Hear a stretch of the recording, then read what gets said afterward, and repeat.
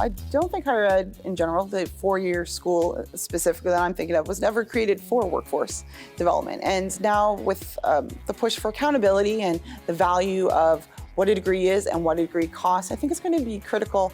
And we have critical consumers that are learners coming in, their families, and who they report to at work that are wondering, well, what's the value for this degree, this credential, and why would I be going back to the classroom? And so I think as we think about workforce prep, I think higher ed has a great opportunity to think about it in different ways, whether it's competency-based education, we see new credentials and just sort of certificate programs coming through, or on-demand training that might just tool up in an area. So I think of new and thoughtful ways that we can do that.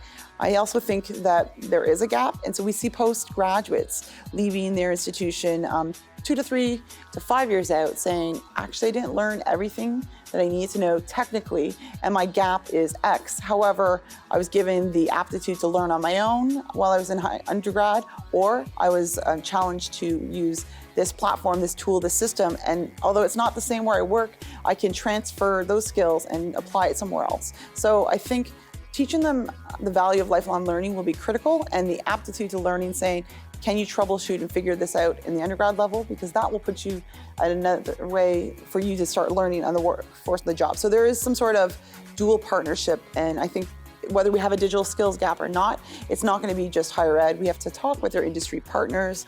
We'll have to think about critical ways and pathways that we have learning and development that goes beyond a degree. I don't know, would we have apprenticeship? Would we have other modeled programs that we don't typically see? And we'll probably see more institutions think beyond an internship because we have adults working already. But what does that look like in terms of a job shadow, a transition, or even kind of an externship where they're already in the field, but could they be put on a project somewhere? So that would be interesting to see where higher ed takes that in the years to come.